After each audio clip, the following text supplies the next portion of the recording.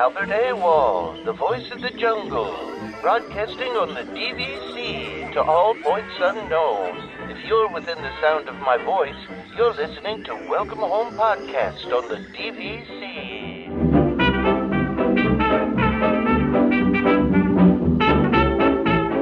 Hello and welcome home. Thank you for joining us on episode 110 of Welcome Home, a Disney Parks and Vacation Club podcast. I'm Tom. I'm here with Trevor and Damon. How's it going, guys? Good. Not bad. Does 110 sound better to you, Damon, than like 105 did or whatever it was, 104? I guess. Does it feel more even? Like I feel more even. I mean, I guess so. I mean, the thing is that I look back at the episodes and that the wait lists are not tagged as episodes. Episodes, yeah, that's true. That really hurts me in general. We got to keep them separate from the general population of episodes.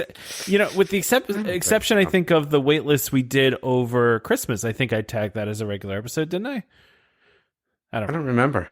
Yeah. It was only a couple weeks ago, and I don't remember. I probably could just look, but you know, I thought I did it as like episode whatever it was. I can tell you what's funny is that I was still thinking about the question of the old rides park, and I was like all excited to talk about it today. And then I was like, why didn't Tom put it on there? And then I was like, last week. I know, but I forgot. I totally just forgot. And I was like, I was all excited to talk about it. You're still thinking about it. Yeah, it's in my head. If you have additions to it, you can I don't. I think I was just going to regurgitate the same exact thing I said. So, you know, once I looked and it wasn't on there, and then I went back, I had to go into the group again and go back to the questions and make sure it was episode 109. And then it all kind of flooded back to me. So it was okay. That's really funny.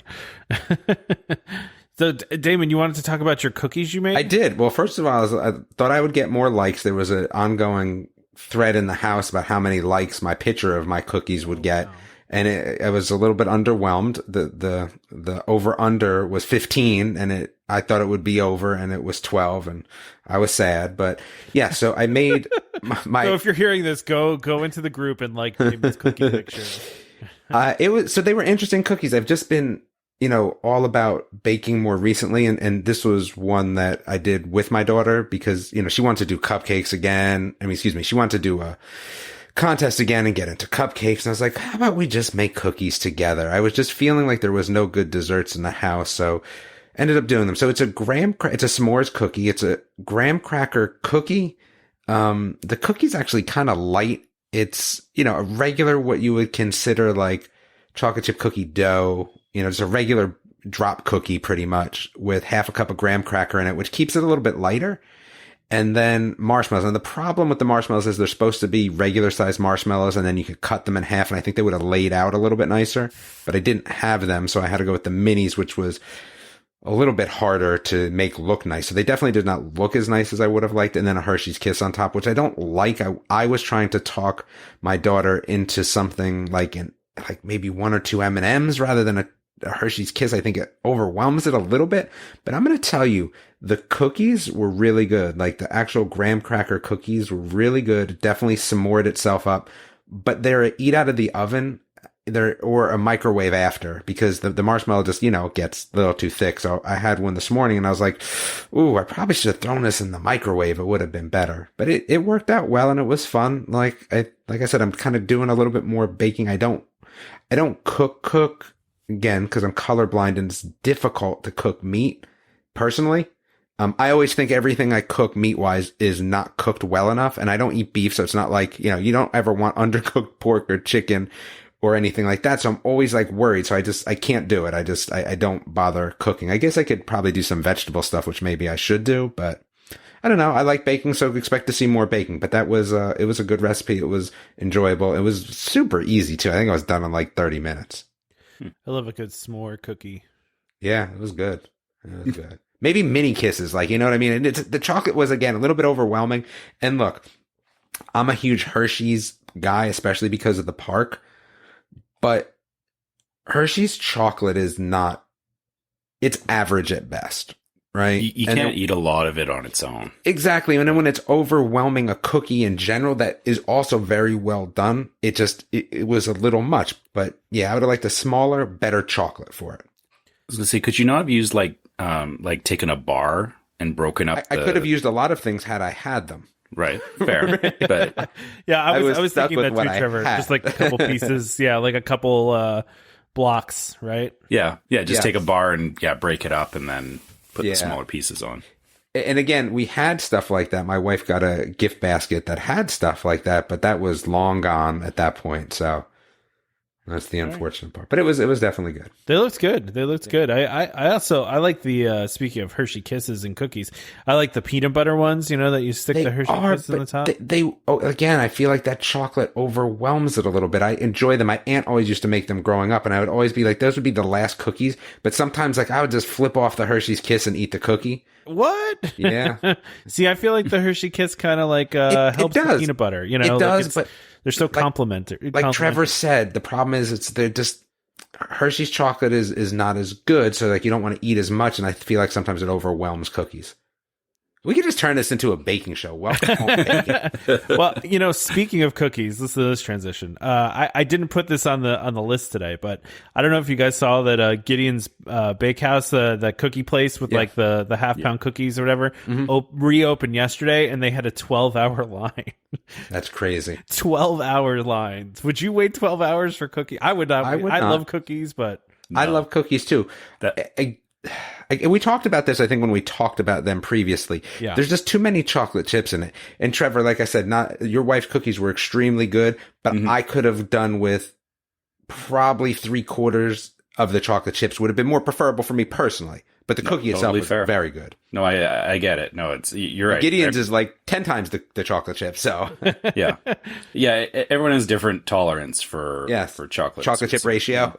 Yeah, exactly. And yeah, you're right. Gideon's looks, even for me, like I do like a lot of chocolate chips, but Gideon seems like it would be over the top too. Everyone says they're great though. So I mean, listen, would I try them? 100%, not 12 hours. I don't even think I'd have an hour waits too much. It's cookies. It's too long. Yeah. Dude, 20 minutes is probably my max on that. Although I do believe it was a virtual queue, so I don't think anybody actually had to wait in line for 12 hours. So, but still, you're still committing to like you being at Disney Springs. Morning. Yeah. And it's like, oh boy, tonight at 8:00 I'm going to Disney Springs. Like, yeah, exactly. That's a long time for the payoff. I would say there's a lot of new things at Disney Springs that I'm really about. So I would say that if I ended up going post-vaccine, I would consider truly doing a Disney Springs trip. I know that there's some talk about maybe a June trip for all of us, a quick weekend thing, at least for Tom, myself, and Jeremy. I would do a Disney Springs. I don't even think I'd park it up at that point. Yeah, I think there's been some talk of an informal meetup of some sort. Yeah, I have to see what happens, right? So, but I'm sure that's something I could make happen as well. Trevor's a little bit harder because he's a very long plane ride away, and there's borders involved. And again, like I think that if I was to go and just, let's say, go down there, stay at a hotel, I mean DVC, right? Burn a couple points, which is not a bad thing, and then just go to Disney Springs and then come home, like that's not a bad burn for me. Like that's not a problem. Yeah. But if Trevor was could you come down? Trevor's going to come down and what? You still got to pay for all the park tickets. For me, it's 4 tanks of gas. Yeah. That's it. Yeah. And food. Same. Especially if I'm not going to the park. Exactly. Yeah, and flights are not cheap right now. Surprising. That's surprising. The airlines are trying to make money again. So yeah, when I compared, so I did start looking at flights for October, and yeah, it's definitely a lot more expensive than it was previously. So here's the other interesting thing. I actually think I'm out on my November trip. So I called my friends up, right? And I said, hey, what are you thinking for next year? Because we're in January, so we're at our 11-month window at this point, right? And again, I'm not super rushing to go at this point. So I kind of was like, all right, if they're going to go, I'm going to go. And they're like, well, we're not going. They don't have that in their schedule. And I said, well, I get it because I don't really like talking about people, but I'm going to anyway. So if her friends listen to, so that's fine, even if she doesn't listen all the time. But I'll say is that I think with the fact that she's not a mask person, I think she's got asthma and other things for whatever. She's just not a mass person. So they've made the conscious decision to say, hey, I'm not a mass person, so I'm not going to go. I totally get that decision. I think it's a smart decision, right? So I think that's why we probably won't end up going either. Cause there's just, again, like that's kind of the trip we do with them. So I think I'll be out on that, which may mean that I do a couple other interesting short trips. But again, I just don't necessarily see myself doing park trips if I'm going for short trips without, an annual pass, obviously. And that totally makes sense. Again, also looking at the cost of park tickets, less days is costing you more money. So of course. Yeah. I wish there was that one or two other like things that you could do there. And I think that's going to lead into Jeremy's question, maybe. Okay. Let's start with questions. Let's lead right into Jeremy's question. We're already 10.5 minutes. Yeah, we'll go back to Meredith. This just leads into it. So when you guys do Walt Disney World, do you ever go off property for entertainment? If so, how much time do you spend outside of Walt Disney World on a week vacation? And what's the best thing you've ever done? Please exclude Universal. I don't think you can exclude Universal, but all right, we're gonna for Jeremy, we'll exclude Universal. Being that we've just talked about Universal in the past. So I would say that I've done Legoland, which I thought was really cool. I mean, are we excluding what's it called? Busch Gardens and Aquatica? Yeah, I was gonna say, what about SeaWorld? Yeah. SeaWorld, like I love SeaWorld. I know that like SeaWorld's had some knocks on it, right? And I would tell you that I really, really enjoyed SeaWorld the last 2 times I was there. Like really, really enjoyed it. More so than I truly thought I would enjoy. Now, I think that one of the interesting parts about SeaWorld was for me is that when we went, it was not very packed, and that was definitely worth it. So I don't think I've ever taken a Walt Disney World trip and done those things. Like, because we drive and we're not super duper far away. I mean, 10-hour drive for me it's not even 10, right? It's 8.5, Tom, something like that. Yeah, and I'm a little further down than you are. Yeah, so it's like 8.5. Yeah. Yeah. So for an 8.5 drive, the problem is that I don't necessarily double up. So when I wanted to go to Legoland, I think I did do 2 days after Disney, but I don't ever do it in the middle of the vacation, number one. Like if I tag that one on at the end, but most of the time if I go to Universal or I go to Busch Gardens or I go to SeaWorld, like when I did SeaWorld Busch Gardens, it was its own trip. Even Universal is its own trip. I rarely, maybe once or twice have doubled up. Outside of that, again, I loved Aquatica, everyone, by the way. It was super fun. You've heard my swirling down the drain story of that one, with my wife, which is probably one of my favorite things, even more so maybe than rhubarb, to be honest with you. Like, I had a blast. I think she felt far worse about that one. So I don't know if it's not probably her favorite story, but yeah, I think that outside of that, I haven't done much. I mean, it's not like I've done any of the other things that are like one-offs.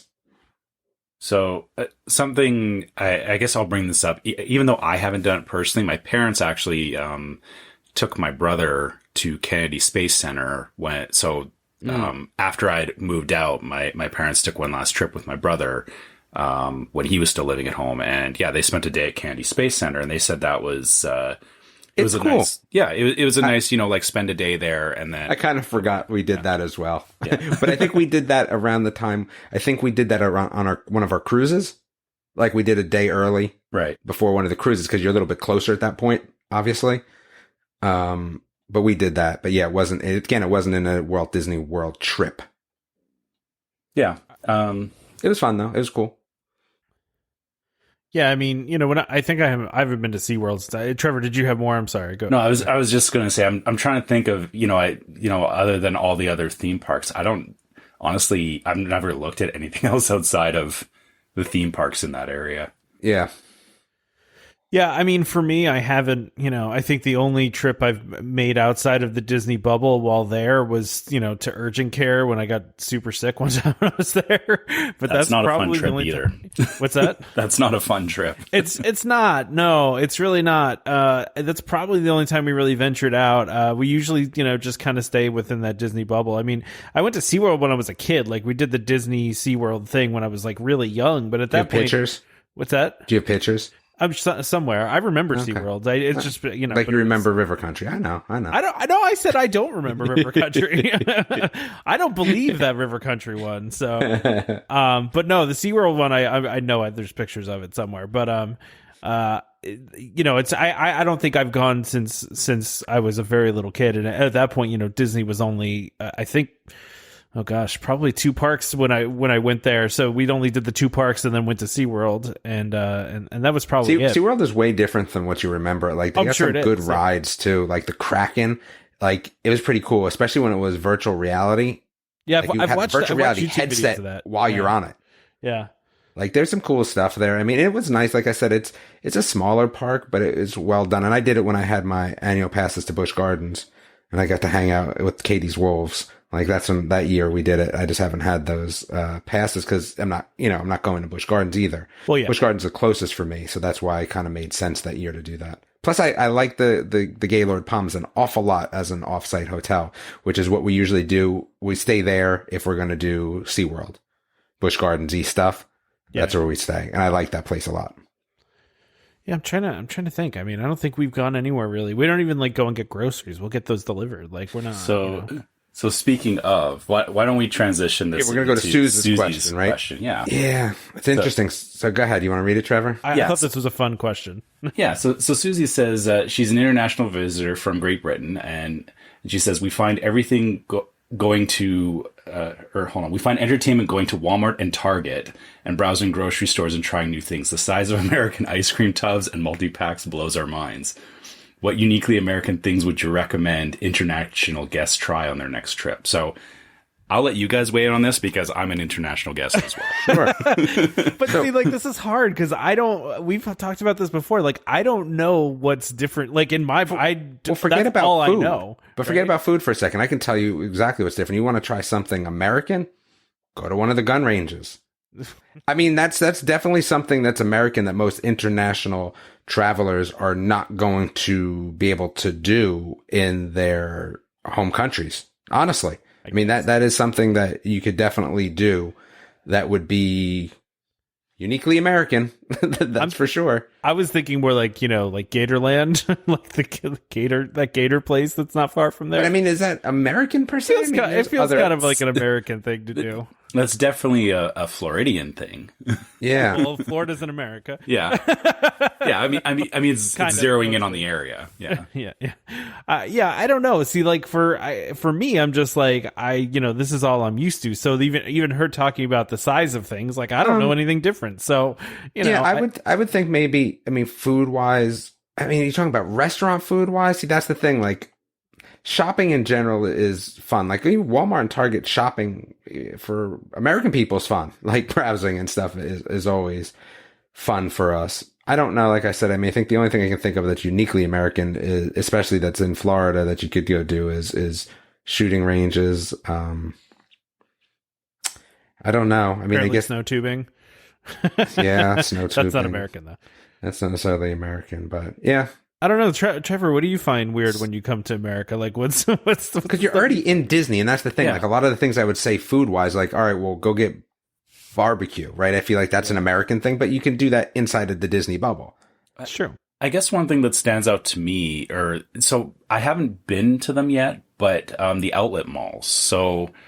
Or a lot of the outlet stores. Like I know it's kind of the same as the Target shopping, but it's kind of that next level. No, it's different. Yeah. Different, yeah. It is different. And I can tell you that is one of the big things that we do while we're in Hilton Head all the time. The Hilton Head outlets are far better than anything except the ones over the border in Pennsylvania, right? Tom, those were the best. Yeah, I know what you're talking about. Man, yeah. I used to find so many good things there, like unreal deals in that outlet. But other than that, the ones in Hilton Head are really good. I've never been to the Florida ones, but again, like we have outlets by us, like probably between me and Tom, right? We've done, there's outlet stores in Charlotte, and then there's one in Daytona that we went to too. Okay. It's a pretty large outlet, place. But I didn't think of that as uniquely American. That's interesting. We don't have them here. I don't think they have and I think for like Great Britain, I don't think they have the space for stuff like that. Yeah. Yeah, I shouldn't say we don't. I think there's one like 2 hours away from me, but it's like the only one in the entire metropolitan area. And it's a dying thing anyway, because it's like the mall. So interesting side note, Tom, I don't know if you knew this. So there's a mall that's in Cary, North Carolina. I know where that is. It's by an aquatic center. You know where Cary is? No. Oh, Cary. Oh, I thought you said Cary, like K-R-R-Y. Cary. No, okay. in Cary. Got it. There's a mall out there called, I don't even remember, the Cary Triangle Mall, whatever it is, it doesn't matter. And that's an American thing. So what happened is that it's been empty for a fair amount of time now, and Epic Games just bought it. So, and the reason I know this because we're over there's an aquatic center right next to it for swimming, and now you cannot park in the, air quote mall parking lot. So the aquatic center had to build a bigger parking lot because Epic is going in there. And like, that's such an American thing, is like a mall. So Epic buying it probably for pennies on the dollar and then turning it into office buildings is going to be so cool. Like, it's going to be neat. Interesting. Yeah. Oh man, I'm trying to think of what else there could be. That's a hard question. We're going to move it on anyway at 20 minutes. So let's see. Yeah. All right, Meredith, we are planning our first trip for mid-April 2021, just about 90 days from now. Our son will turn 6. We normally go 2 to 3 times a year since he was 17 months old. Well, that's nice. Anyway, I'm trying to think of a fun add-on or surprise for him. He loves the normal lightsabers, so we want to hold off on the super expensive ones. I already have 2 droids, no dessert parties, pirate makeovers. Trying to think what would be a fun surprise. Of course, his being there's plenty, but his 5th birthday was canceled due to COVID, and we have canceled 3 trips. Blah, da, da, da. We will be staying at Poly and Riviera Split Stay. He wants to be in his favorite park for his birthday, Epcot. I'm thinking about a fun place to try for a meal. How do you kids like beer garden? I don't think, not for kids. That's my thought. Yeah, I'm thinking not for kids with that one. Depends on your kid. Yeah, I wouldn't take my kid there. Just go to Space 220. If it's open again, I wouldn't bank on that. So I'm going to say, like, add-on wise, I don't know if there's a lot of add-on wise stuff happening. So that makes it a little bit more difficult, I think, in general. I would say what I might do is an around the world birthday. I don't know what that consists of in my head just yet. I know it consists of a dessert at every single country, though. I know that for certain, right? Like, that would be kind of cool. Yeah. I don't know if a 6-year-old could handle that, though. I mean, you don't have to have full-on dessert, right? See, that's the thing. So it's going to be a little bit of like, all right, try this. Okay, and then parents eat the rest. Try this. Okay, then parents eat the rest. And every time you go, you tell them it's their birthday and you're trying to eat desserts around the world. I could get on that. It seems a little different. You're going to be able to at least say that it's his birthday an awful lot. And I think that would be kind of neat, and that would be something I think that would be a little bit different. Yeah, you remember that time we ate a dessert from every country in Epcot? Like, that's kind of cool. That would be my thought. Because I don't think there's much else like that you can do out there that's extra right now. Yeah, I mean, I the only thing I could think of here as far as like an extra thing is, getting wherever you do decide to do dinner is getting a cake delivered, like a custom cake.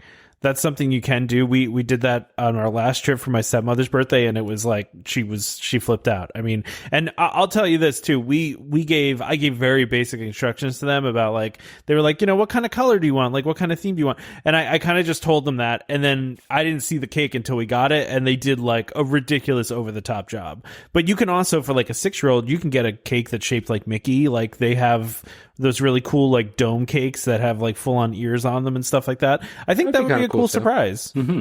The thing is, what do you do with a cake? Like, I guess, how big was your cake? Did you have to take some of it back? Yeah, so this one, I purposely did it at a restaurant that was inside our hotel already, because I knew we would be bringing cake back. But you can get smaller cakes that you can just finish there. Like, they have different size cakes. That sounds like a good idea. I don't know. I think that I would rather try a dessert everywhere and be sick at the end of the day. I'm not against that idea too. I like that too. I'm just saying, like, surprise factor, I think that's a good thing though, because I didn't necessarily know about a cake either. Who did you have to actually call? The restaurant, or was there like...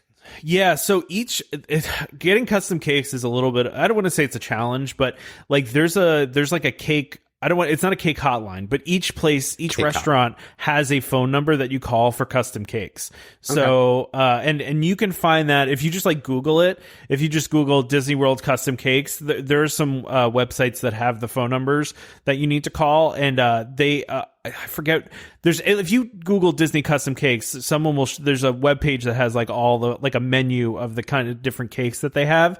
And then you call the actual restaurant. Well, you don't call the actual restaurant. Like I said, there's a cake hotline. It depends on different restaurants at different places have different phone numbers because they make the cakes in central locations and bring them places. So so this is interesting. So honestly, if you just do what Tom said and just Google Disney custom cakes, it's actually right on the Walt Disney World website. Yeah, there is. Yeah. And there's the list of the participating restaurants because obviously not all of them are on there. And it seems like the process is not all that bad, right? So you have your flavors. Again, these are definitely limited. So that's the only downside. So you have, at this point, it looks like you only have the Mickey Mouse Celebration cakes in the shape of Mickey Mouse. This is what I'm looking at now as their kind of their options. And it's either chocolate or white chocolate as the flavors. And you can have a message on it. One cake feeds 4 to 6 guests, $35 per cake at the current January 17th, 2021. And it looks okay, but I don't think there's a lot of... It doesn't look like there's a lot of options, Tom. Well, this is just this one. They do have... There's other custom cakes that you can get too. You just have to... I'll see if I can find the website, but there's a website that has like all the information on it. There's a cake ordering hotline. Oh, yeah, Disney Food Blog has it. So if you go on there, you can get custom cakes still made too, like that are not just that one Mickey one. So there's a whole bunch of different kinds that you can get. It looks like though that you have to order them from Amarette's, right? And that's an option, but they can also do it from their bakeries too. So like the link I sent it to you. I saw it. Yeah. Yeah, like so you can do kind of pretty much anything you want. So you can order custom cakes from Amarette's, but also you can do other places too. So there's the regular Disney cake place, and then there's the Amarette's place too. So I'm gonna be honest with you though, Tom. They don't look very appealing. What do you mean they don't look appealing? Exactly what I said. I'm looking at them now. There's like 2 pictures on here. 1, 2, 3, 4, 5, 6. I see 6 pictures. Yeah, I mean it just depends on the cake that you get. The one that's on the top of the page is an Amarette's cake. That's a. I'm not looking at that page anymore. I'm on the cake photos page. Oh, okay. Oh, and it says some of the deluxe resort bakeries can turn out more stuff. I see what you're saying. So you got to. Wow, this is like a lot of cake effort here. Yeah, it can be a little bit of effort, honestly. But I got a custom cake. I mean, there's a lot of options though too. You can get different mousses. You can get different kinds of cake. I mean, but I think this is only if you're having it at resort. Depends. Restaurants. Yeah, usually it's at resort restaurants. But if they're going to be in Epcot, they could always pop over to one of the restaurants. It says you can order a cake for pickup at Boardwalk Bakery too. Oh, yeah, you could do that too. Yeah, yeah. And she said they're doing a split stay between Poly and the Riviera. So they could plan for one depending on where they're staying. One other quick thing to mention with the Poly is so I believe they're still running it, so Ohana has an in-room dinner service. So basically you get like the menu from Ohana delivered to your room. That might be something worth looking into, as to like have like a special, meal. And for kids, having stuff to, I know for my son, like we did room service once and that kind of blew his mind. So, cause you don't normally get that, right? So yeah, that might be something else to look at. I will say too, as far as like cool restaurants at Epcot, and I've actually never eaten here, but I've always wanted to. And I'm not sure if it's reopened yet. I don't know off the top of my head, but if the kid is into like the Seas with Nemo and Friends, go to Coral Reef and sit there and eat with fish on behind you, where you can get a table right next to the aquarium. I mean, that I feel like would be very cool for a kid. All right, we're gonna, fellas. We are already 30 minutes in. All right, we need to. This is from Chris. Yeah. We need to do an ad. Well, let's get these two knocked out, and then we're gonna add. Chris, which pay event would you like to come back first? For me, it's after hours events, over the parties, or early access. I just think that could be. I don't know. None. It doesn't matter for me. I want dessert parties only because that means fireworks come back. Okay, there we go. I like a good dessert party. Bring back dessert parties. All right. Francisco, if DVC offered you a 10-year extension on your contract, would you take it? What resort would you add it to if you already own? What's the magic number for you to say yes, price point wise?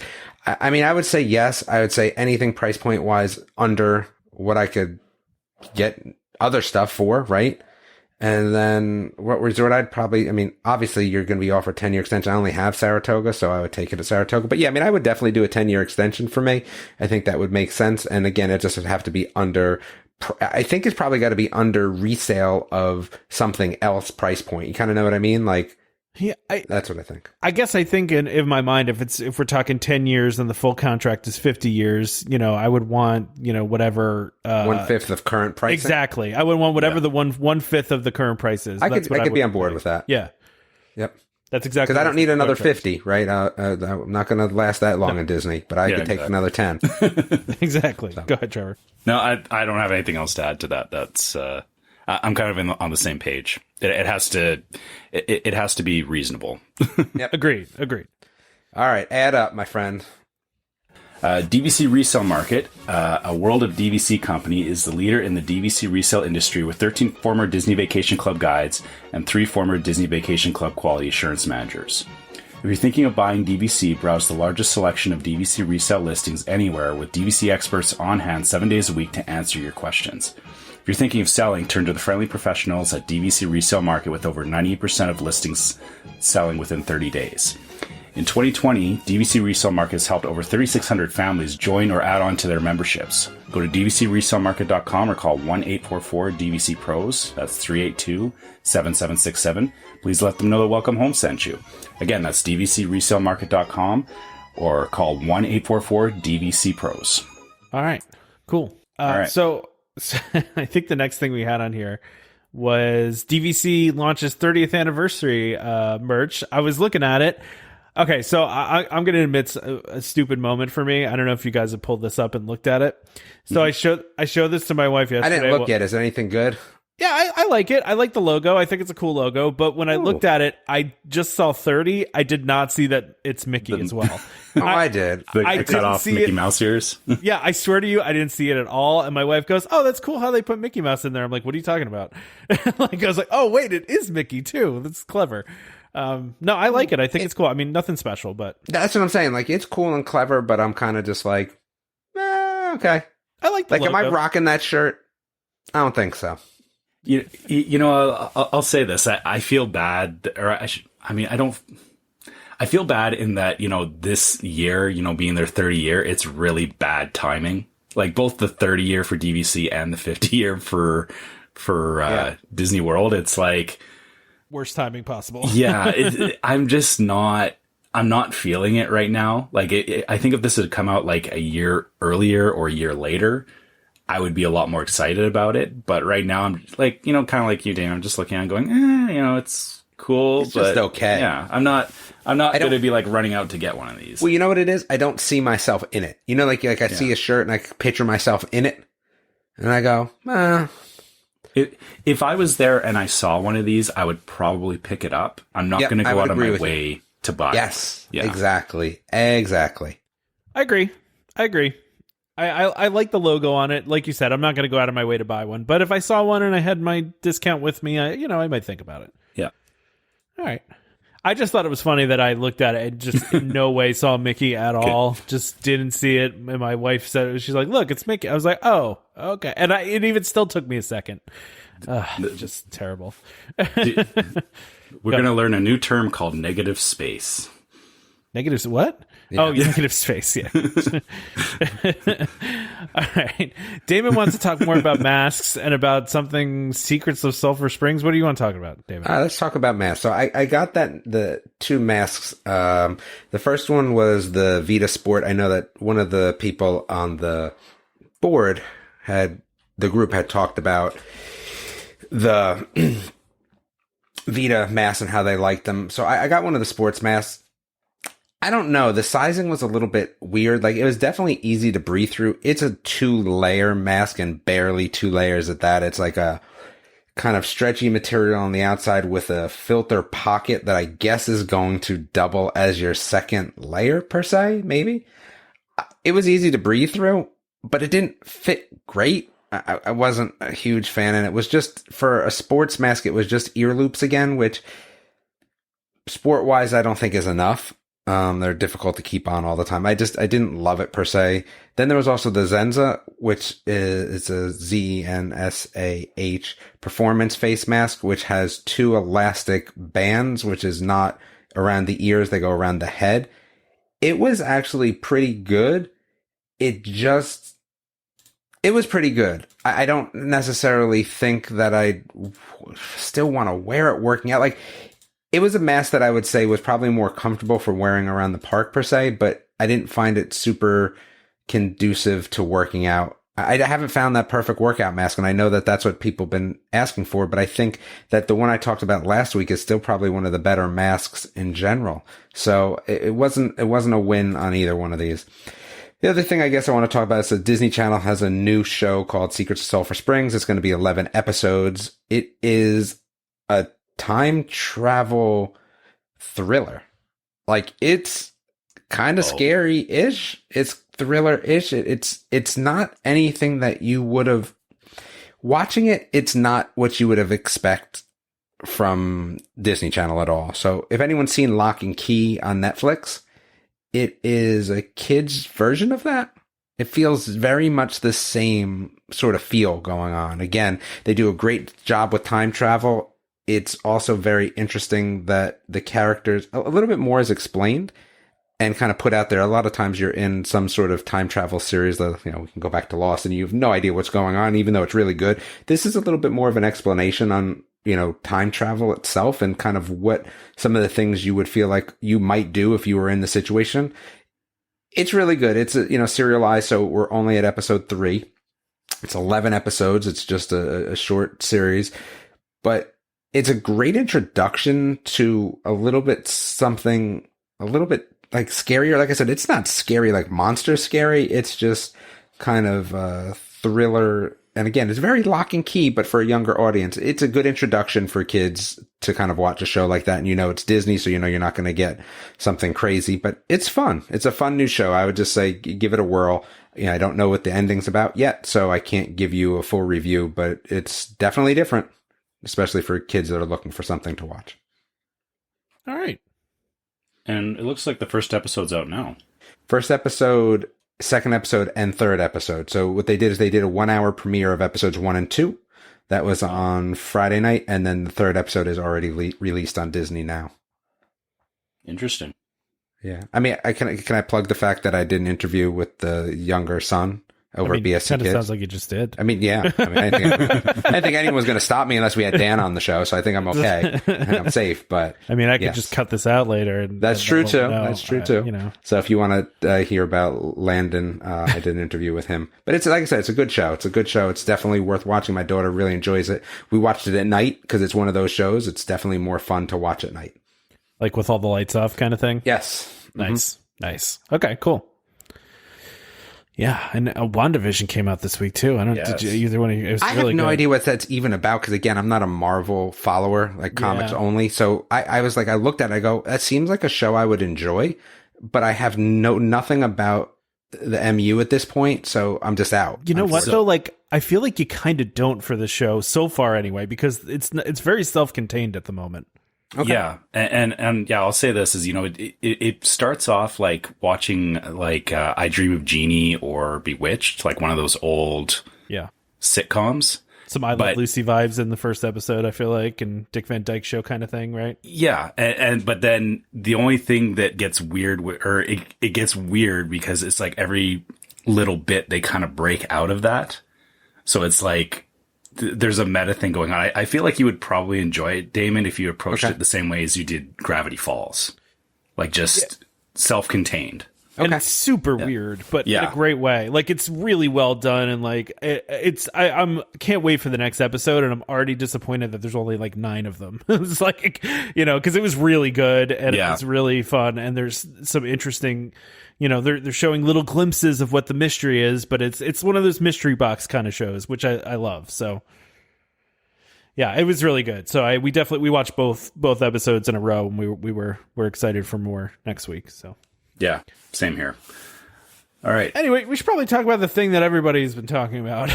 the elephant in the room. Yeah, sure. Why not?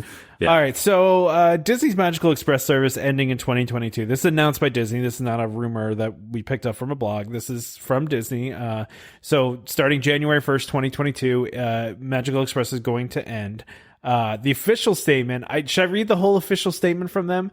Because I think, well, at least vacationers have more options to choose from than ever for transportation, including rideshare services that save time and offer more flexibility to go where they want, when they want. In light of this shift, when Disney Resort hotel bookings open for stays in 2022, will no longer offer Disney's Magical Express service for airport transportation, starting with arrivals January 1st, 2022. So they're going to continue doing it for the rest of this year, but they're going to end it after next year. Look, for Damon and I, doesn't affect us in any way, shape, or form, right? Because we drive. Not at all. Yeah. So, but I understand why people are upset about it. And Trevor, it's something you utilize, right? So, I guess when I look at it, I understand why they're doing it. It probably cost them a fortune to do. I think last quarter they lost. The Parks division lost $2.5 billion. So they're looking for places to trim. I've seen a lot of people, and people do this all the time. They just go to like to 11 out of 10, where it's like, okay, well now I can't take a bus to Disney resorts anymore. Magic ruined forever. It's like taking a bus to the resort was magical for you. Like that, that insinuates my trip is less magical because I don't get to jump on a coach bus. But I don't think that. This service is actually not even that old. It's only been around since 2005. So your Disney trip was magical before that, and now there's a whole lot more options for taking trips. You're gonna have the train starting, next year at some point, and a lot of people like to Uber anyway. I know a lot of people, and that's the other funny part about this to me too, is that I've heard so many people complain about Magical Express and just the 3-hour thing, where you have to get on 3 hours ahead of time. And this is more flexible, but listen, I get it, because especially for people that, have kids in car seats and stuff like this was very, convenient. It was free. Now you're going to have to pay for whatever. And it's worth noting too, that Mears, the company that was operating this for Disney, because Disney didn't operate this, did put out a statement that they're going to continue this service. Now, obviously it's going to become a pay service, but there's still going to be buses to Disney World. There's still going to be ways to get there. It's just, for me, I'm just like, I get why they're canceling it. It stinks. It was one of those cool things that was free. And I think it's always hard to take away things that are free because, people will get upset about it, but I get it. Yeah. And I guess the way I look at it is, you're right, is it wasn't there all the time. And, traveling to California, I know what it looks like without having the Magical Express because that doesn't exist in California. And I was going to say Disneyland doesn't even have this. And exactly. No one complains about it being less magical there. Yeah. And honestly, it's never been a big deal because, having that little bit of extra, traveling from the airport to the hotel and back. Sure. That felt, it kind of was like bookends to the trip. But like I said, going to California, we just booked, you pay for a shuttle bus, you get there. And truth be told, having the independent ones, I feel might actually work a little bit better right now because they care more about, making a good impression on the service. Not to say that Disney didn't, but the one thing the Magical Express really doesn't have going for it is that, like, the last time we got on it, it was like, hey, we're going to the Polynesian, and they crammed people from like 5 different resorts onto the same bus. So, if you're lucky and you were one of the first drop-offs, you got to your hotel quick, or you were, taking an unplanned tour of the property to an hour and a half bus ride. Yeah. To get to your hotel. Right. So I see why, like you said, there's definitely reasons for and against it. The fact that it was free was nice, but again, it's not going to be a deal breaker. Like, I think the last time we booked a shuttle, I spent something like, $80 or $90 on the shuttle for, transportation to and from, Disneyland.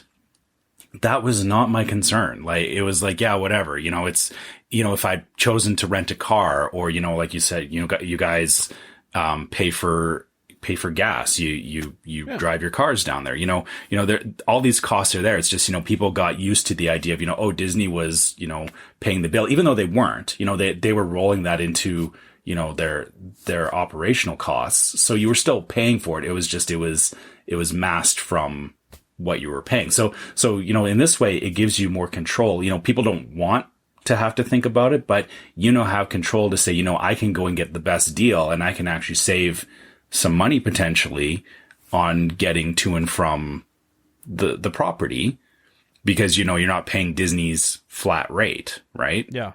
Yeah. But, the other thing too is I honestly think that part of the reason that they did this was, they were going to do it anyway with the train coming in. I couldn't see them continuing to run this once the train was up and running, but I think they just did it early because of how everything's gone in the last year or so here, that, it didn't make sense for them to keep running it.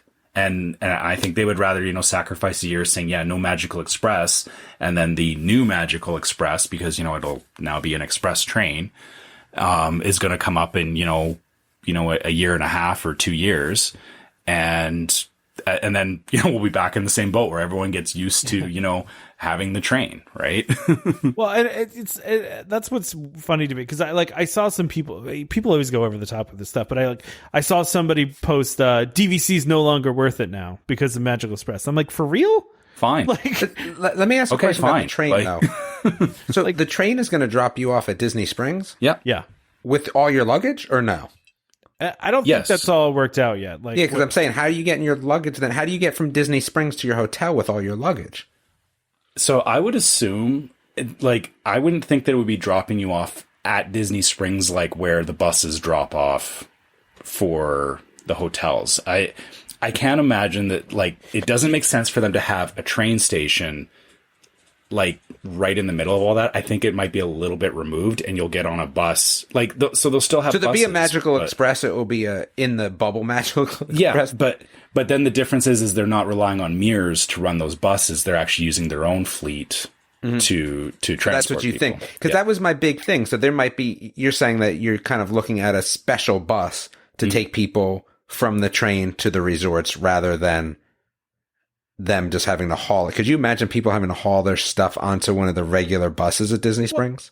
They could also have they could also end up having a separate baggage delivery service, right? I mean, that's what they were doing anyway. Ooh, so maybe you drop your bags off at a stand that's at Disney Springs. I could see that too. Okay. Or how it's set up now. I mean, where you put the special luggage tag on your luggage, and they grab the luggage before it even comes out on the carousel, and then it just ends up at your resort. They could still do that with the train. They weren't transporting that stuff, through the buses anyway, right? They had a separate. So I've never used Magical Express. So when you got on Magical Express, your bags were going a different route altogether. They were not getting on the bus with you. No, well, you had the choice though. You had the choice, yeah. So we always took our bags. We tried using the luggage delivery once.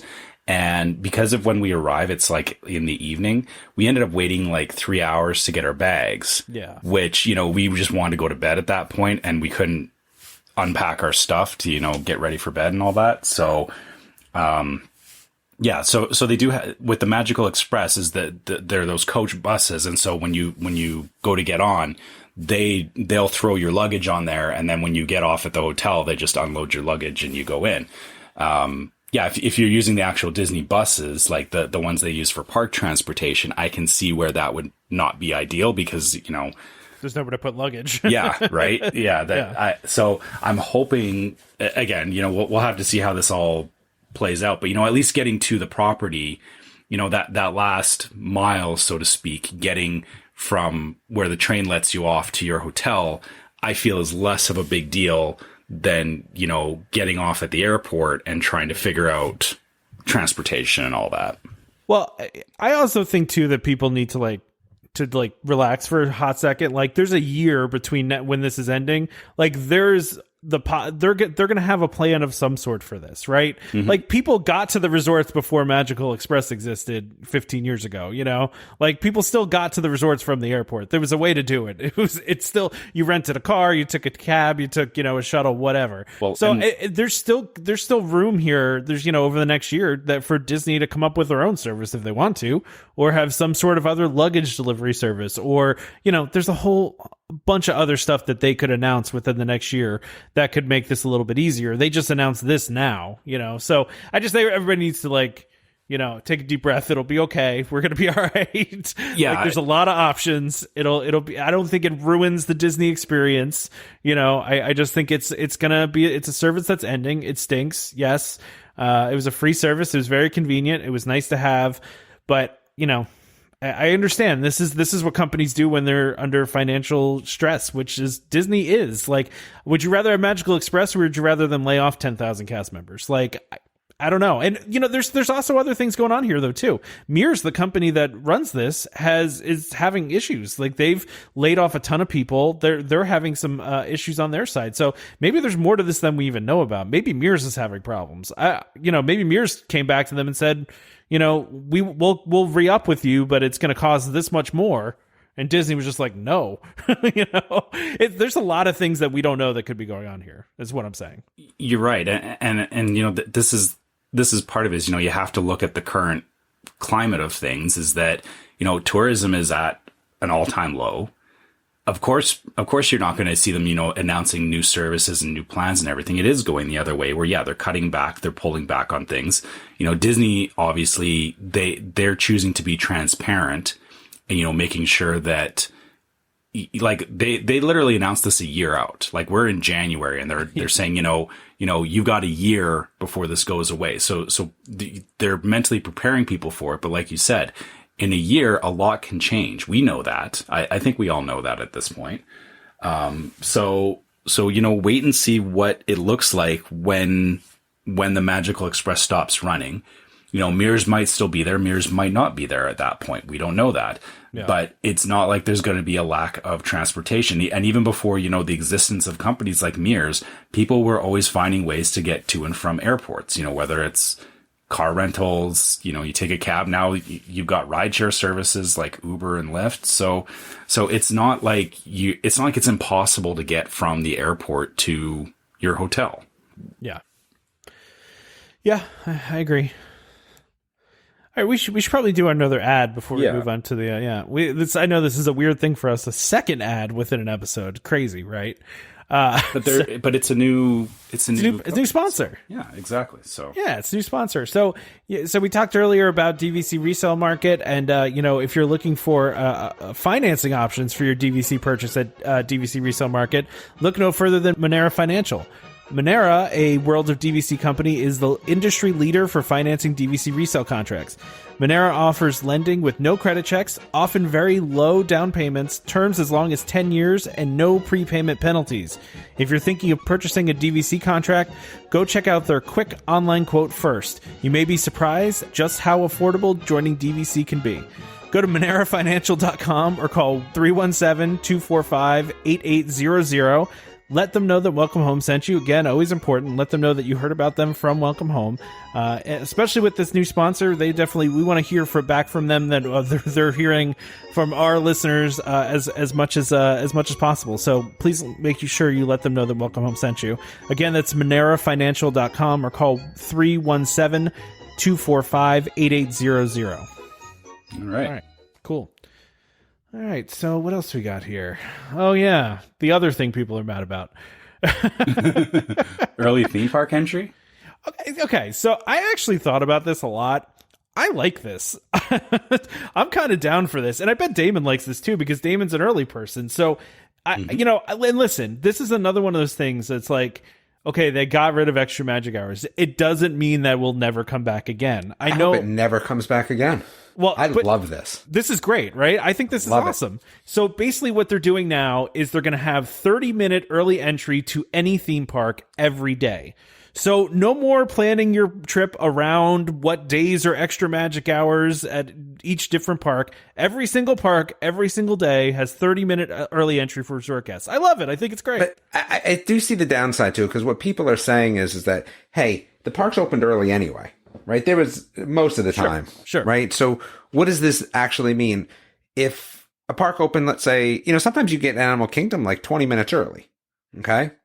So what is this really doing then? If you kind of see what I'm saying at that point? I get that. Like, yeah, sure. Yeah. If they were to say that they're going to regulate a little bit better and this is the half an hour and then the regular opening is not, 20 minutes early, right? Then it makes a lot of sense. My assumption is they won't scan those people in early. Like if let's say they open 20 minutes early, they're not going to let anybody in early that isn't a resort guest. Yeah. And I think if that's the case, then I think this is a good thing. I like it. I'm always up early. I did not like planning our trip around magic hours.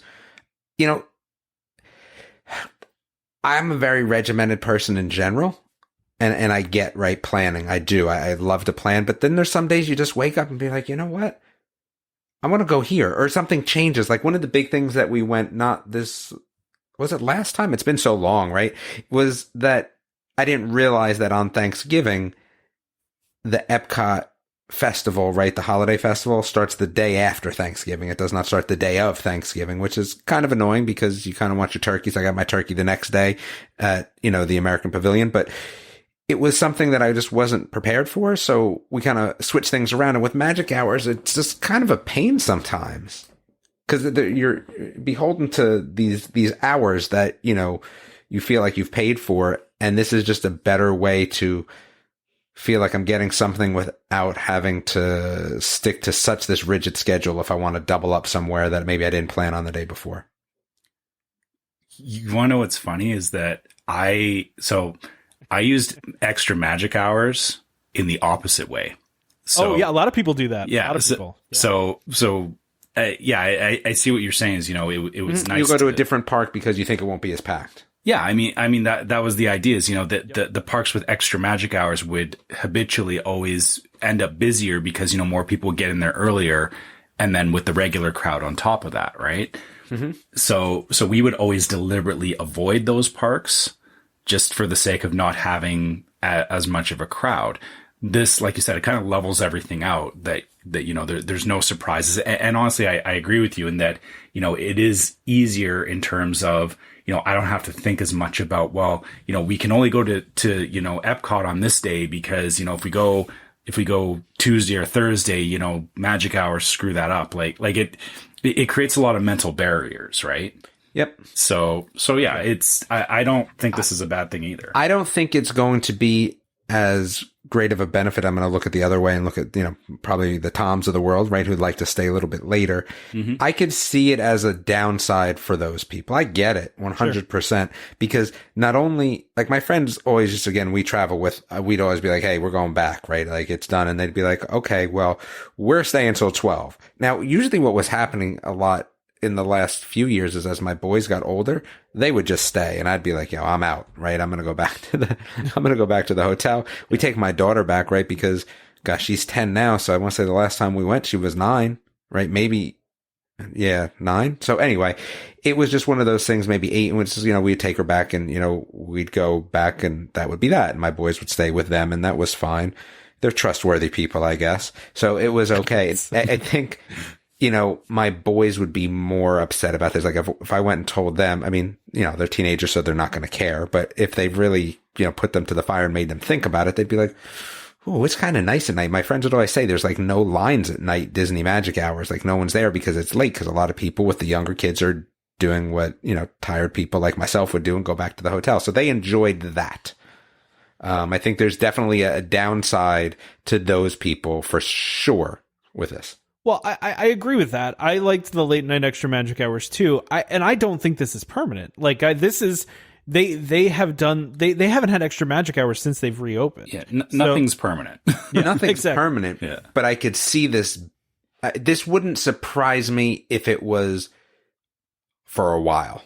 No, I agree with that. And part of their stated reason for doing it was to spread visitation across all the parks, which, listen, I don't know if most people realize this, but, Disney manipulates you all the time into doing stuff. And extra magic hours is one of those ways of manipulating you to go to a certain park on a certain day. Mm-hmm. To Trevor's point, that's why they were busier, because Disney wanted you to go to those parks on that day.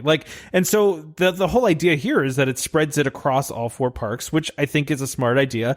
But I just don't. I think post COVID here, when things get back to normal and they're at 100% capacity again, I don't think it means that extra magic hours are gone forever. I think it just means they said that's, they're retiring extra magic hours. Okay, fine, whatever. They can bring that back anytime they want. They can bring it back tomorrow if they wanted to. It doesn't mean it's gone forever. I think they'll get back to those kinds of things when it's time to get back to those kinds of things. They're going to be gone for a long time. And I'll say this too is, even before extra magic hours, it was called something else. When they say that they're retiring extra magic hours, it just means that they're going to rebrand it as something else because, this is something Disney likes to do as well. Is, every once in a while they will, rename things, even like PhotoPass versus Memory Maker, right? Like it's all the same thing. But has it ever gotten better?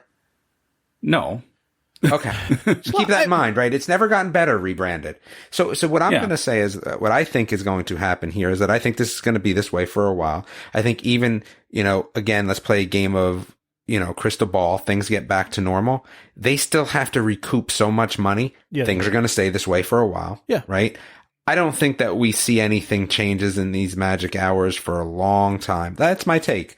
And again, right now I'm playing it from the other side because I don't necessarily care all that much for myself. But I see that Disney's going to keep a lot of cost saving measures for longer than when things just get, air quoting back to normal, because I just think that's what they're going to have to do as a business. Yep. So again, while I would agree that I don't think it's going to be retired forever, right? I go with the same assumption that I just said, is that I've never seen anything retired and come back better, right? I'm sure there's been something and someone will let me know, but usually not the case. So I don't think we're going to get back to what they had because I think it was expensive. I think when you're making so much money, it's okay to just do things, right? But I think that had to cost them a ton of money. Just the cast members alone to do that. Yeah, and just to keep everything open, and then operating costs as well as not being able to do things they need to do in those parks earlier, right? Because all that stuff. So I don't necessarily see us, coming back from this. Now, interestingly enough, there's something that we don't have on the sheet as well that it came up in my head because I don't know why. But did you see that Epcot painting mural? Oh yeah, I'd never seen that before. I'd never seen the paint by number one that they do every year. Yeah, I didn't know about that. I thought that was kind of neat, though. It is cool. Yeah, they've done it the past couple of years. I don't know if they've done it every year. The Festival of Arts is like 5 years old. I think this is the fifth one. Yeah. But they've done where they have like a paint by number thing. I'm always amazed by like the chalk drawings that they have artists do. Yep. Those are really cool. I've seen those at Comic Cons too, so I think they're definitely cool. But I thought the paint where you can actually paint yourself. Yeah. I just thought immediately, like, who's screwing that thing up by not painting the right colors? 'Cause I know somebody is. Somebody will, right? Yeah. I'm sure they have very specific instructions. So, well, that doesn't stop people. That's true. Maybe they come at night and just kind of scrape off the wrong colors. Oh, that'd be funny if they did that. If they corrected it every day. Yeah. Well, just when you have to scrape it up, just paint right over it. Yep. Yeah. No one would know. You paint it and then, We are so far over here. I know. I gotta push this along. Can I just say one more thing about the early theme park entry thing? No. The only thing I would like to see them do is make it an hour instead of a half hour, and I would like to see a night portion of it. But other than that, I like the idea of having every park magic hours. Yeah. That's exactly what you're just explaining. But every park every day. I'm just saying, like, it'd be nice. Every park every day. Just cost cutting, that will happen. No. Someday. I'm not saying now. I'm just saying if we were going to have it where it's every park every day, I don't like the whole idea of like the different days. So anyway. Yeah, I don't know if that's cost effective. I think, again, what I'm going to say is this is one of those hidden things, right? So I go back to Animal Kingdom and say they were opening Animal Kingdom regularly 20 minutes early, 15 minutes, right? Now, some days it was not. Some days it was on the nose, right? But a lot of the times I've been at Animal Kingdom, and that's one of the ones I just happen to remember, they were always opening early. I don't think this is costing them anything because I think they're already open early anyway. So I think all they're doing is saying, hey, instead of opening, most of the time early, we're just going to open every day early for people that are, guests at the park rather than just opening kind of early to everybody That's my thought. So I don't think this is a big cost because I think they were already close to doing this anyway, even if it wasn't official. Yeah, that's fair. Yeah. All right. All right. Disney executives tour Star Wars Galactic Star Cruiser hotel rooms. Tom wanted this off the schedule. Whoa. Big notes. It says, bold notes. It says, not sure if you guys want to talk about this. Kind of like he didn't want us to talk about it. No. Like some conspiracy Oh my theory. goodness. No, listen, I'm a little, I'm a little careful sometimes because sometimes I put stuff on here and you're like, why would we talk about this?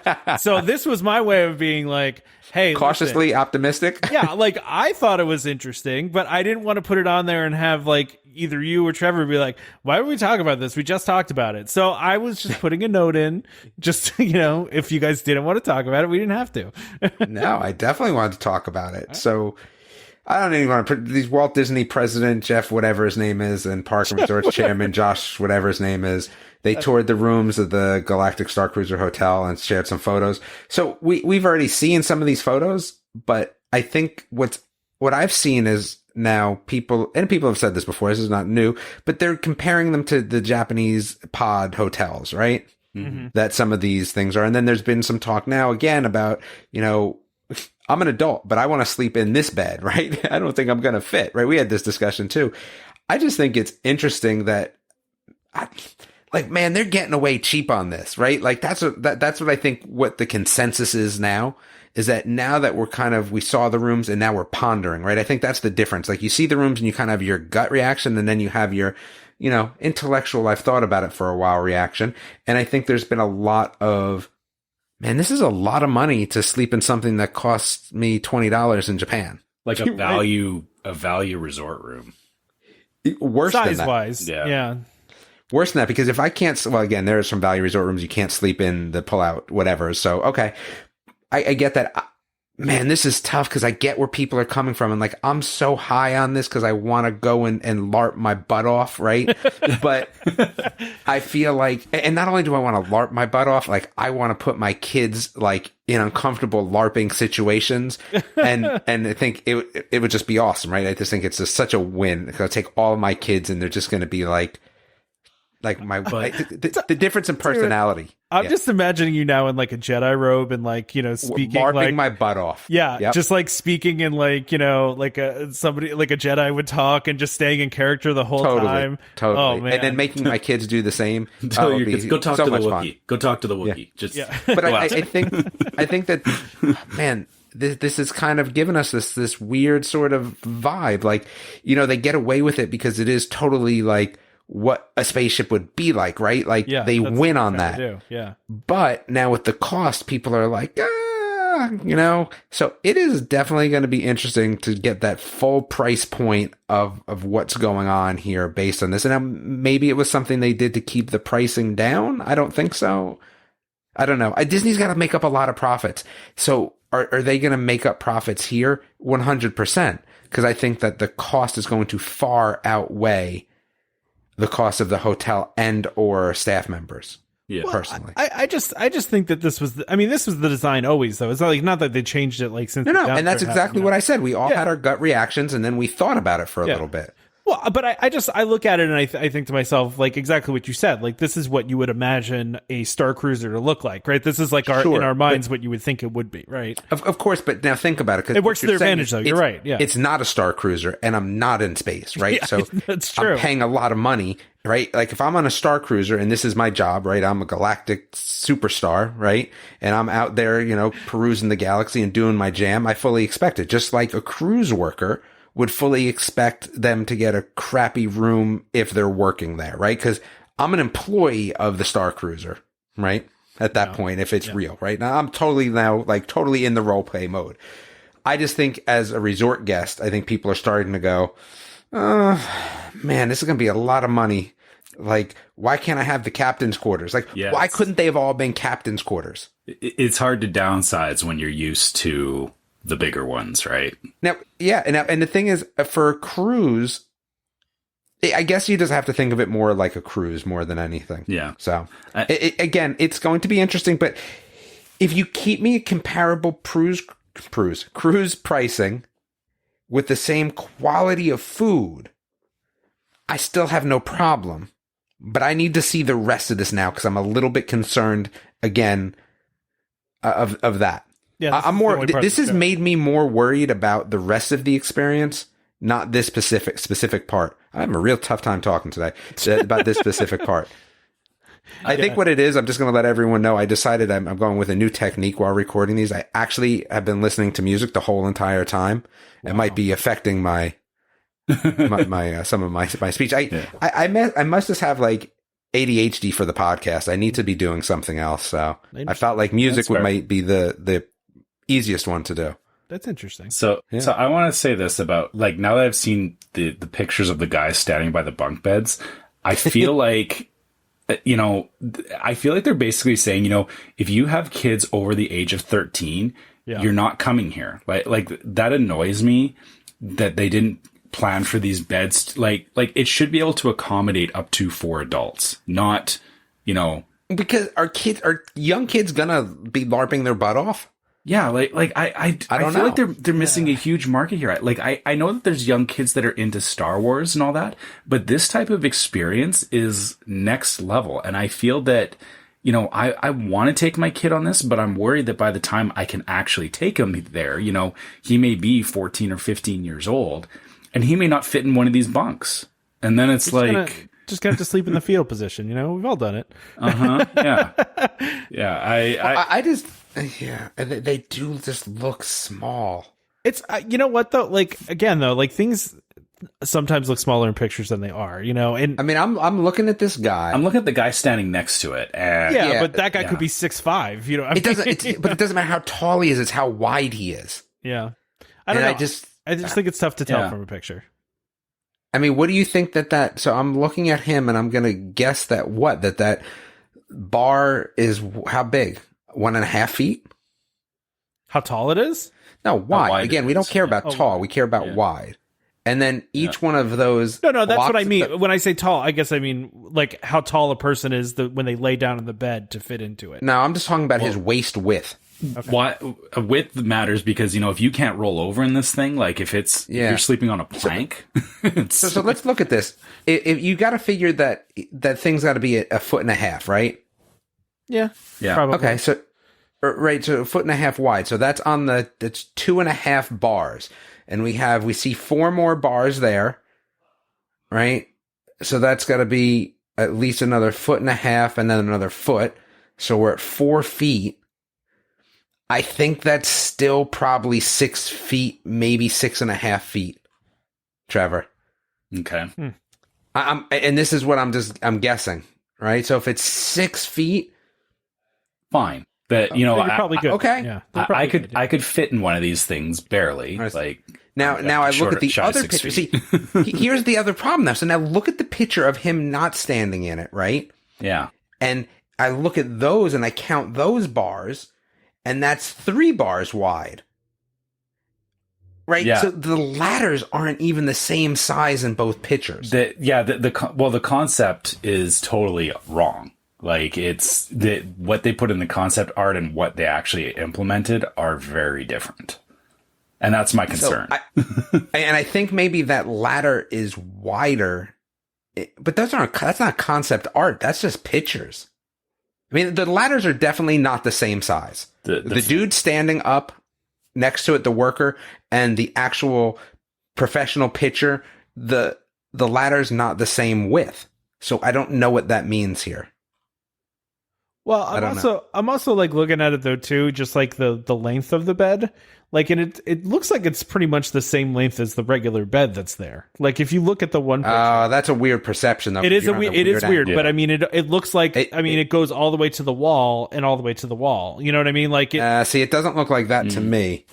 I feel it goes beyond where the opening is. Like, I feel you're losing at least 1/2 foot to a foot on either side. You think so? Yeah, I do too. Yeah. I think, because I think the bed goes beyond where the opening is, right? So it goes further. No, it doesn't. Look at the picture above it. It doesn't. It's hard. Well, because maybe he's standing right in front of it, so you can't. Yeah, you can't see exactly where it ends. It's tough. Yeah. Yeah, I think that. Listen, I think that the speculation that they're small is not the case. I'm going to give them at least 6 foot something in those things. Yeah, that's my take.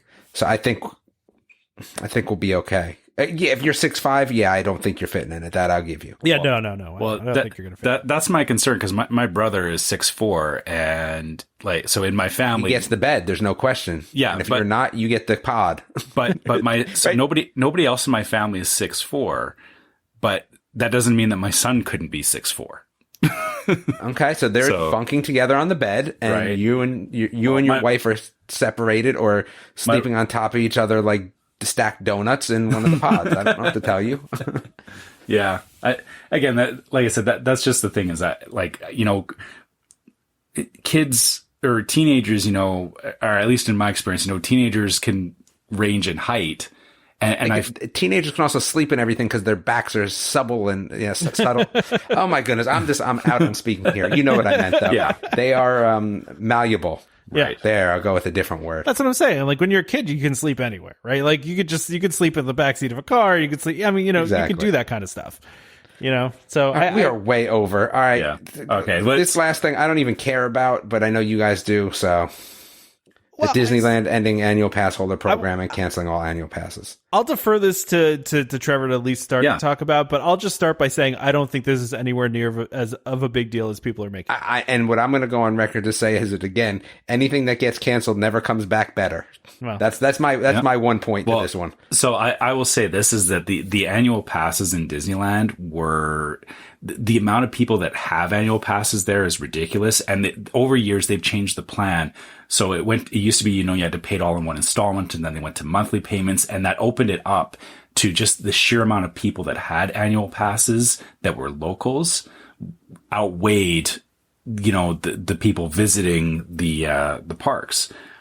So the problem is, you know, if they want to open back up, if they left things the way that they were and just opened everything back up, you would have, you know, a year of just annual pass holders getting in and nobody else coming, which, you know, Disney doesn't want, because they want people using the hotels and, you know, actually buying as much money. Yeah, you know, spending money and all that. So I understand why they canceled it. And also, you're right, is, you know, it's probably not going to come back in a form that anybody who wants an annual pass is going to want.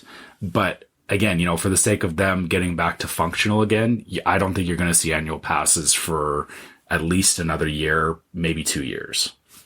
Well, I think it's part of this is too, right? Like you're saying, right? Most of the people that go to Disneyland are annual pass holders. Like that's the majority of their guests, right? And they were probably hoping a lot of people, while they were closed, canceled their annual passes, because the problem is they don't know when they're going to open again. And they don't know when they do open what that's going to look like. So when they do open, is it going to be 25% of people? And then you have all of these annual pass holders fighting over 25% of the capacity? Like, that's a problem. They'd have a lot of mad annual pass holders. And, you know, and again, it's half the size of Disney World. Exactly. With more annual pass holders. Exactly. Half the size of Disney World. Not even, I mean, it's even less than half the size just based on, you know, acreage, right? Yeah. But it's way less. But you know, but park wise, yeah, there's 2 parks compared to 4. I mean, you could even say 6 in Disney's case and Disney World's case with the water parks. But you know, that's the problem I think that they saw here is, like, we got all these annual pass holders. If we open back up at low capacity, like, how are we going to handle that? You're going to have a lot of mad people, like, you know, that are like, I want a refund of my annual pass because I can't get in. So, you know, I think that I think they're taking an opportunity here while they're closed. I think they were already going to modify the pass holder program anyway. There were some rumors out there that they were already looking to modify their passes, because I think it was like 2 years ago, Trevor or Damon, if you know this, but a couple of years ago they put in that flex pass where you had to like make a reservation ahead of time. You know, it was like cheaper, but like you had to like make a reservation ahead of time. I'm sure that that's how it's going to be when they come back for like pretty much everybody. And it's going to be, they'll probably have tiers where it's like limited, you know, you can do this many days per year, and then you pay more, you can do this many days, you pay more, you can do all the days. Like I said, though, I just don't think this is a big deal, because they will come back with some sort of, they were calling it membership, but some sort of pass in the future. It's just going to look different. It's going to be different. Yeah, and you're right. Like the passes in Disneyland were way more complicated than Disney World. Like the blackout dates and everything were crazy. Like I think I remember at one point, I think there was like 4 different tiers of just annual passes. So like they had like the ones that you can only get in like, or basically like you couldn't get in there during the summer. There were some that, you could get in, but then you couldn't get in during holidays and stuff like that. So, again, I think kind of like similar to the early entry is Disney's just going to flatten everything for the next little while. They're not going to have any complicated, you can do this or that. It's, no, we're either offering A or B and that's it. So. Yeah. And listen, I understand why people would be upset about this. I just don't think it sounds as bad as it. Like, I don't think they're getting rid of pass holders forever. Like, because that's their bread and butter at Disneyland, right? So they'd have no one coming ever if they, they'd have very few people. They still love their pass holders at Disneyland, and but they do need they to want jumpstart other people coming in? But yeah, they need to jumpstart the resort first, which means they need people actually traveling to the resort, not just annual pass holders coming in and. Sorry, but taking up a slot is basically what it is. Some annual pass holders, they'll come, they'll, spend a couple of hours there, maybe buy food. They won't buy souvenirs or anything like that. So Disney doesn't want that right now. They need people who are there, to stay at the hotel, pay for food, pay for souvenirs. And that's just not annual pass holders. I know some of our listeners are, probably, I'm assuming some of you guys have annual passes. Trevor's going to catch some hate on this. Yeah, I know, but I don't know. I'm sorry, but it's true.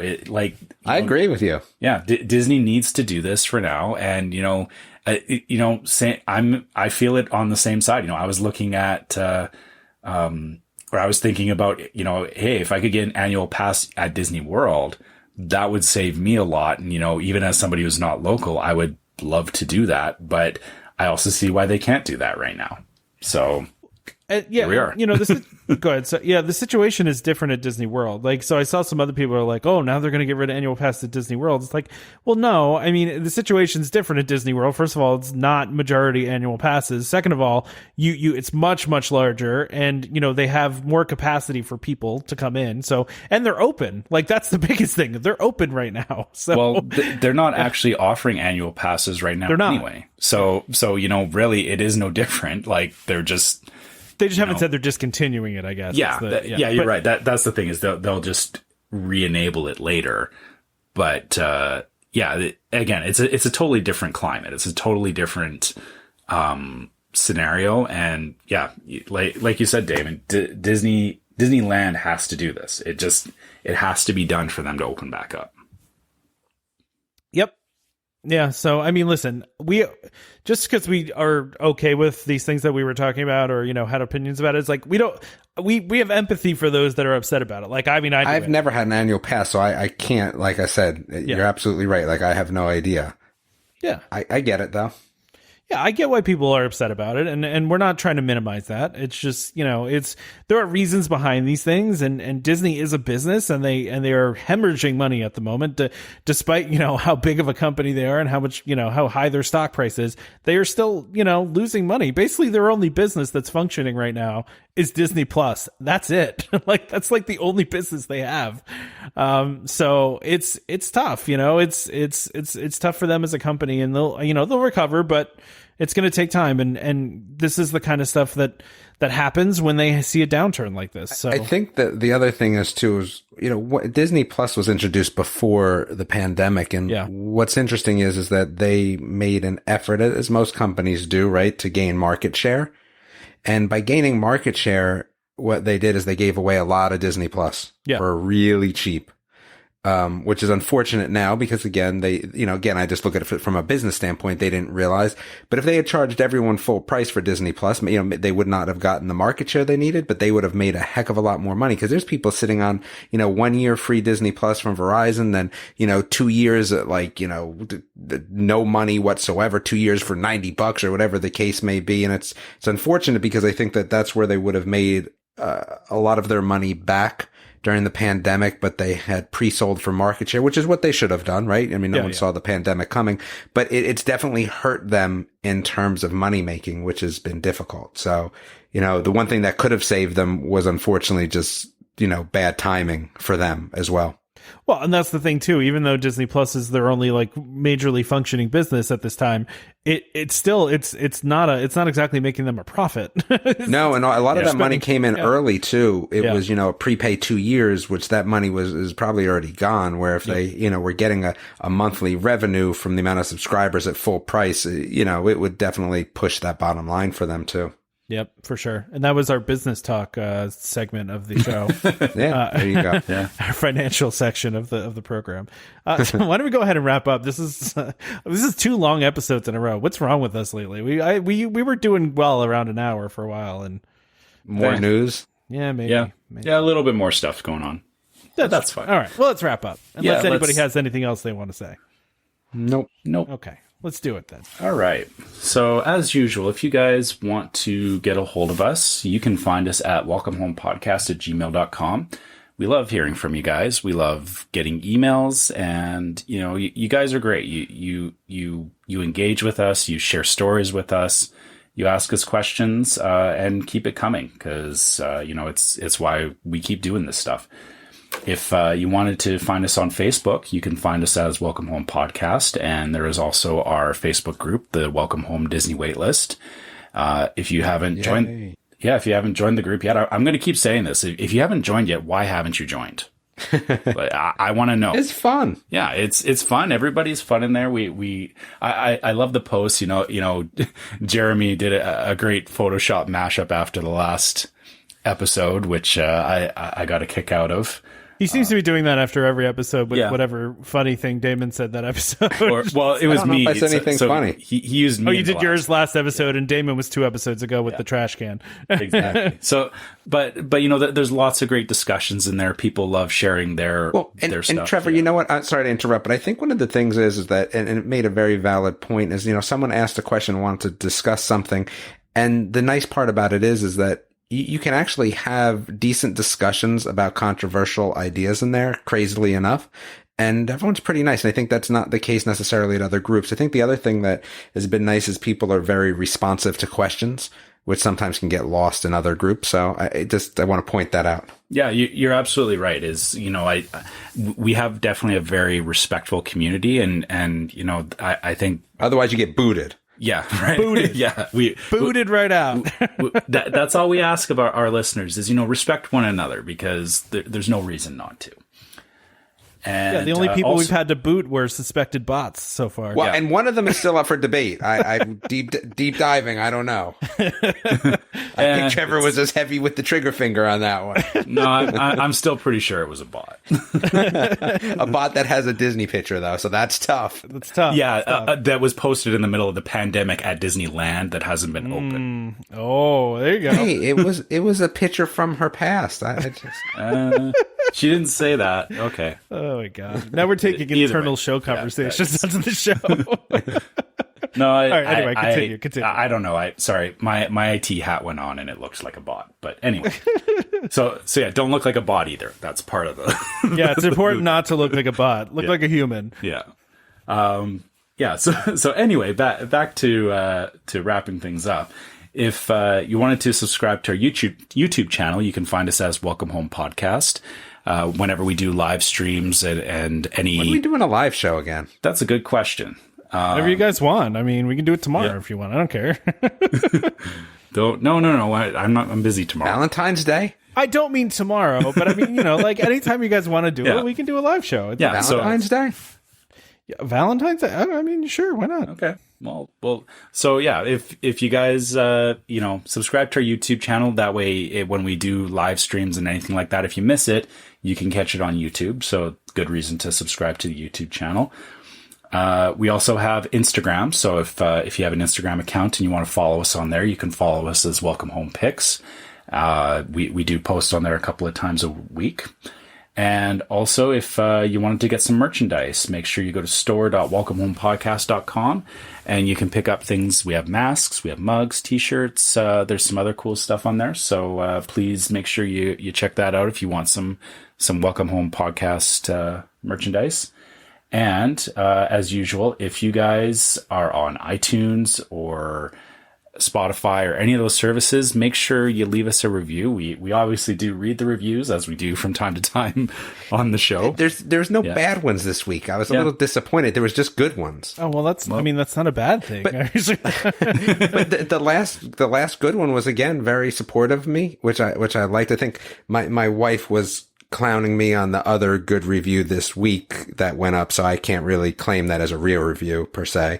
But wait. The good review that went up, your wife put up? No. What I'm saying is there was 2 good reviews this week. Oh, okay. But the one is funny and it was clowning me, so I think that maybe that was her. I have to go read it now. I'm saying the other good review, though, was very nice and supportive of me. And I don't know who that was, but I thought that was nice. But again, it's a little disappointing when I don't get to go on air and read, 1-star reviews, because they're funny to me. But now you're trying, people are just going to do it just to do it. So don't. No, I don't think they would. I mean, how about you leave us a 5-star funny review? Maybe that's listen, better. A 5-star funny review we will read. Yeah. Got to be funny. I think the 1 stars, it's like mean tweets, right? The people who post mean tweets, they're not doing it because they want to be on mean tweets. They're just posting it.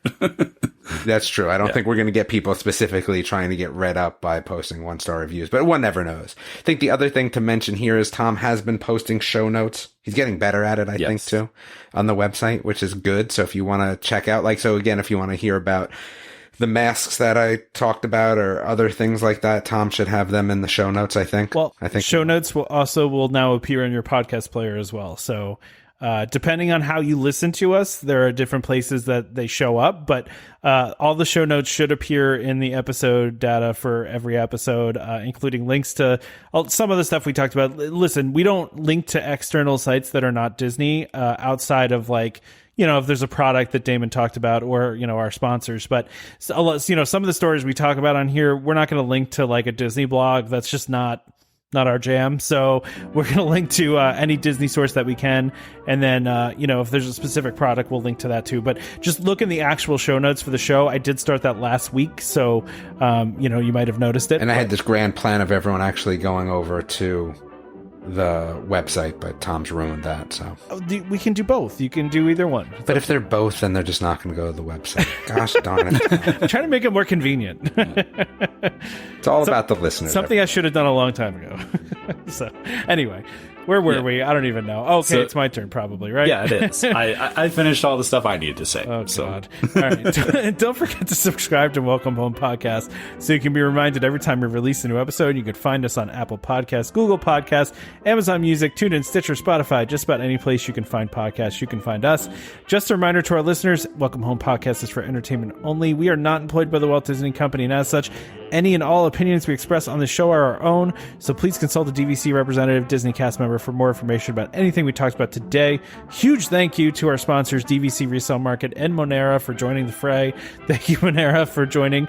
We appreciate having you. And please check out Monera for your financing needs and DVC Resale Market if you want to go ahead and buy another contract or sell your contract too. Join us next time for more Disney Parks discussion. Of course, more DVC talk. We hope to see you all real soon. This is Skipper Albert Awol, the voice of the jungle, signing off from Welcome Home Podcast on the DVC. Do a huddle when we hit a chair. How she can cuddle is no man's affair. I looked around from pole to pole, found her in a sugar bowl.